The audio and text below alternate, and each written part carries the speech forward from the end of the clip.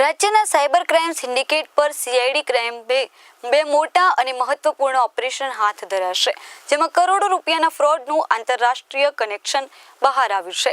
ગાંધીનગરની ટીમે પાટણ અને સુરત વિસ્તારમાંથી મોટી કાર્યવાહી કરી હતી. પ્રથમ ઓપરેશનમાં પાટણ વિસ્તારમાંથી દિલીપ ચૌધરી અને શૈલેષ ચૌધરી નામના બે આરોપીઓને મ્યુલ એકાઉન્ટ મારફતે નાણાં વાઇટ કરવા બદલ ઝડપી પાડ્યા હતા. આ બંને ₹246 કરોડના સાયબર ફ્રોડ અને 542 કેસોમાં સંડોવાયેલા હતા. આ કાર્યવાહીની બીજી બાજુ વધુ ચોંકાવનારી છે. સીઆઈડી સાયબર ક્રાઇમે સુરતમાંથી ગૌરવ સવજીભાઈ કાકડિયા નામના મુખ્ય આરોપીની ધરપકડ કરી હતી, જે પાકિસ્તાન અને દુબઈના સાયબર સિન્ડિકેટ સાથે સીધો સંપર્ક ધરાવતો હતો. ગૌરવ કાકડિયાનું નેટવર્ક ₹200 કરોડથી વધુની ઠગાઈમાં સંડોવાયેલું હતું. પોલીસ તપાસમાં બહાર આવ્યું હતું કે ગૌરવ કાકડિયા ભારતમાં છેતરપિંડીથી મળતા કરોડો રૂપિયાને USDTમાં રૂપાંતરિત કરી આંતરરાષ્ટ્રીય ગેંગ સુધી પહોંચાડતો હતો. તેના ફોનમાંથી 20થી વધુ બેંક એકાઉન્ટ અને 15થી વધુ બાયનાન્સ વોલેટના પુરાવા મળ્યા હતા. માત્ર 4 મહિનામાં તે વોલેટમાંથી પાકિસ્તાની વોલેટ એડ્રેસ પર ₹10 કરોડના USDT ટ્રાન્સફર થયા હતા અને સમગ્ર પાકિસ્તાનની વોલેટમાં ₹29 કરોડનો પ્રવાહ જોવા મળ્યો હતો.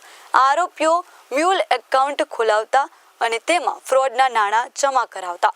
ત્યારબાદ આ નાણાં ATM, ચેક અથવા એપ્લિકેશન મારફતે રોકડમાં કન્વર્ટ કરાવીને આંગડિયા અથવા ક્રિપ્ટો ટ્રાન્ઝેક્શન મારફતે પાકિસ્તાન દુબઈ મોકલાવતા હતા.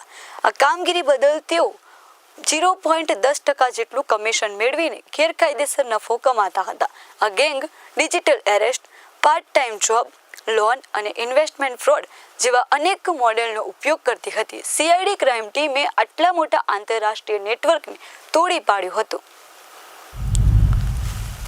આરોપીઓ દ્વારા એપલ કોમ્પ્યુટર નામે ખોટું ફોર્મ ઊભું કરવામાં આવે છે.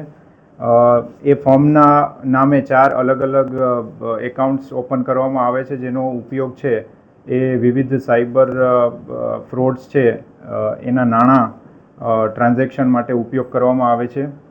જેની વિગતો તપાસતા કુલ NCRP પોર્ટલ પર 196 સાયબર ફ્રોડની અરજીઓ છે, એકનોલેજમેન્ટ નંબર અને ફરિયાદો એ આ ખાતાને લગત એટલે કે એને રિલેટેડ છે.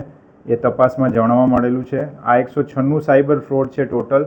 એમાં જે કુલ ટોટલ ફ્રોડની અમાઉન્ટ છે એ અંદાજે 184 કરોડ એટલે કે 184 કરોડ જેટલી માતબર રકમનો ફ્રોડ છે એ થયેલો છે. આ જે આરોપી છે એની પાસેથી એક મોબાઈલ પણ કબજે કરવામાં આવ્યો છે અને એ રીતે એક મોટા સાયબર ફ્રોડ આચરતી એક ટોળકીને સાયબર સેન્ટર ઓફ એક્સિલન્સ દ્વારા પકડવામાં આવ્યા છે. અન્ય જે અગાઉ એક અન્ય ગુનામાં કે જેમાં સુરેન્દ્રનગર, મોરબી અને સુરતથી સાયબર ફ્રોડ કરતી ટોળકીઓને પકડવામાં આવી હતી, 8 આરોપીઓને પકડવામાં આવ્યા હતા. તે અનુસંધાને વધુ તપાસમાં એક ગૌરવ સવજીભાઈ કાકડિયા કરીને આરોપી છે એમની પણ ધરપકડ કરવામાં આવી છે અને એ આરોપીની પૂછપરછ કરતા અને વિવિધ એના જે ડિવાઇસીસ છે એ ચકાસતા એમાં 20થી વધુ બેંક એકાઉન્ટની વિગતો મળેલ છે અને એ બેંક એકાઉન્ટની વિગતો છે એ જોતા એ ચકાસતા એના ટ્રાન્ઝેક્શન્સ છે એ લગભગ 19 કરોડ જેટલા એમના ટ્રાન્ઝેક્શન એમાં થયેલા છે. એ જે ડિવાઇસીસ છે એમાંથી અલગ અલગ ક્રિપ્ટો કરન્સી રિલેટેડ બિનાન્સના પણ લગભગ 15થી વધારે એડ્રેસીસ મળેલા છે. અગાઉ આપને ખ્યાલ છે કે એમાં પાકિસ્તાની એડ્રેસ પણ એક ક્રિપ્ટો કરન્સીનું એક એડ્રેસ બિનાન્સનું હતું કે જેમાં લગભગ 10 કરોડ જેટલી માતબર રકમ છે એ ટ્રાન્સફર થયેલ છે.